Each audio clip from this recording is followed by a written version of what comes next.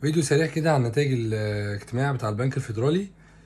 الحقيقة زي ما كان متوقع ان هم رفعوا الفايدة 25 نقطة، ومحافظ البنك الفيدرالي اللي هو جيروم باول كان الكلام بتاعه متوازن في الموضوع ده، وقال انه في الاغلب الاجتماع اللي جاي واللي بعده مش هيكون فيهم رفع للفايدة الا اذا التضخم زاد، وان هو بيستهدف تضخم 2% بالنسبة لامريكا.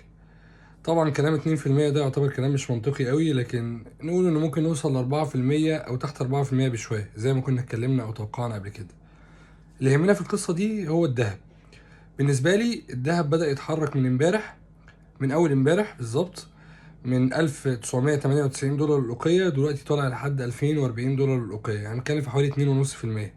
هيطلع عشان خاطر يختبر منطقة 2050 دولار الأوقية، وبعد ما يختبرها المفترض إن هو هيكسرها وهيطلع لمنطقة 2150، ثم إن شاء الله لو قدر يكسرها يطلع لمنطقة 2350. فلأي حد محتاج إن هو يشتري